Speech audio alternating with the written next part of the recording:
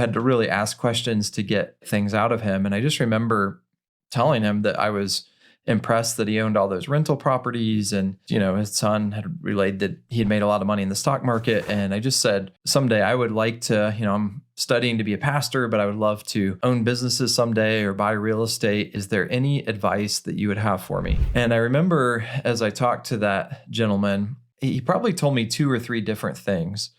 But the one thing that really stood out in my mind that I actually tried to later put into practice was that gentleman said, Nathan, don't ever be afraid to ask. And he gave me several different situations where maybe he had thought, oh, that'd be a good home to buy. And when I was over at his house at one point, he said, you're our intern and you're having to walk all around this 1 mile square town. And I want to loan you this car. And it was his mom had passed away and it was her old Cadillac. And so that summer I drove around that town in this big, it was looked like a giant black boat almost, this really big Cadillac, which was interesting for me. And I remember as I thought about the other gentleman's advice, the very quiet, unassuming gentleman who'd said, don't be afraid to ask. When it finally got to the end of that summer, I thought, the guy who loaned me this car, and maybe I should ask if I can buy it from him.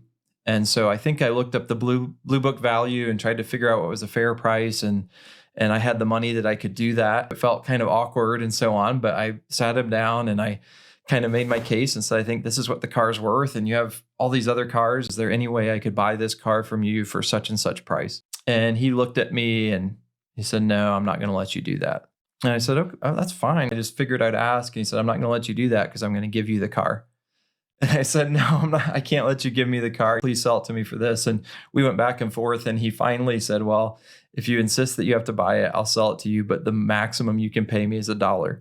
So I ended up getting my first car that was actually my car, not my parents' car, was an old black Cadillac that I got for $1, partly and largely because my friend had told me, hey, never be afraid to ask.